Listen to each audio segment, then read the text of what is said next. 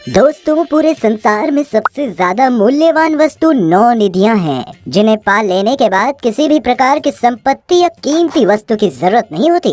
अगर बात सिद्धियों की करें तो हनुमान जी के पास 8 सिद्धियां थी, जिनके प्रभाव से वे कैसा भी रूप धारण कर सकते थे, जहाँ चाहे वहाँ जा सकते थे। पल भर में भारी से भारी चीज को एक जगह से उठाकर दूसरी जगह रख सकते थे। इससे जुड़ी हनुमान चालीसा की ये एक चौपाई तो आप सबने सुनी होगी।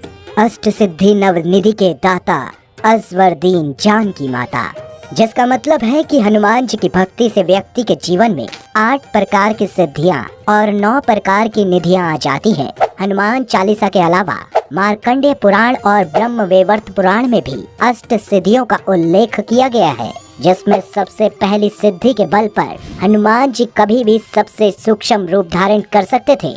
इस सिद्धि का उपयोग उन्होंने तब किया था जब वो समुद्र पार करके लंका पहुँचे और माता सीता से मिले। वहीं दूसरी सिद्धि के बल पर हनुमान ने कई बार विशाल रूप धारण किया। दरअसल जब हनुमान जी लंका जा रहे थे तब एक भयंकर राक्षसी ने उनका रास्ता रोका। उस दौरान उसे पराजित करने के लिए बजरंग बली ने खुद को 100 योजन बड़ा कर लिया था। फिर तीसरी सिद्धि की मदद से वो अपना भार किसी विशाल पर्वत की तरह कर लेते थे। इसका उपयोग उन्होंने महाभारत काल में भीम के घमंड को समाप्त करने के लिए किया था। वहीं चौथी सिद्धि की वजह से हनुमान जी अपना भार बिल्कुल हल्का करके कहीं भी आ जा सकते थे। उसके बाद 5वीं सिद्धि की सहायता से वे किसी भी वस्तु को तुरंत प्राप्त कर लेते थे। कहा जाता है कि इस सिद्धि की सहायता से उन्होंने माता सीता की खोज करते समय कई पशु पक्षियों से बात भी की थी और अंत में माता सीता को खोज लिया था। इतना ही नहीं, छठी सिद्धि के बल पर वे पृथ्वी की गहराइयों में पाताल तक जा सकते थे। साथ ही जब तक चाहे तब तक पानी में जीवित रह सकते थे। वही 7वीं सिद्धि की वजह से ही उन्हें दैवीय शक्तियाँ प्राप्त हुई थी, जिसके कारण वे युद्ध में घायल हुए सैनिकों को पल भर में ठीक कर देते थे। अंतिम और 8वीं सिद्धि की वजह से ही हनुमान जी अपने मन को वश में रखते हुए किसी से भी जीत जाया करते थे। तो अब हम आपको बताते हैं बजरंग बली के 9 सिद्धियों के बारे में, जो हर मनुष्य के जीवन में कार्य करती है। पहला, पद्म निधि।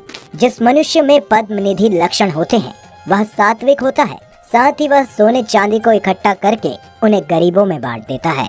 दूसरा है महापद निधि। इस लक्षण से भरा व्यक्ति अपने धन संपत्ति का दान ब्राह्मणों व धार्मिक कार्य करने वाले महापुरुषों को करता है। तीसरा है नील निधि। इस निधि से संपन्न मनुष्य सदा अच्छे गुणों से सुशोभित होता है। उसकी संपत्ति 3 पीढ़ी तक चलती रहती है।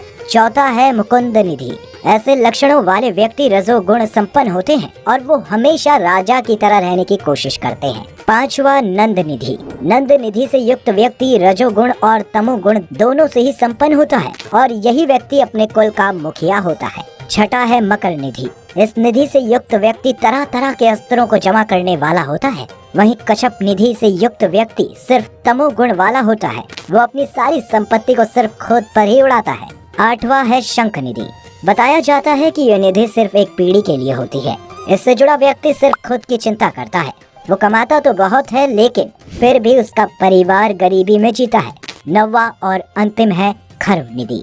खर्व निधि से युक्त व्यक्ति के स्वभाव में इन सभी 8 निधियों के मिश्रित फल नजर आते हैं। तो इस प्रकार हनुमान जी अष्ट सिद्धियों और 9 निधियों के देवता माने जाते हैं।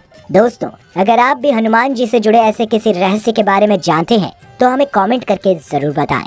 जय श्री राम, जय जय हनुमान।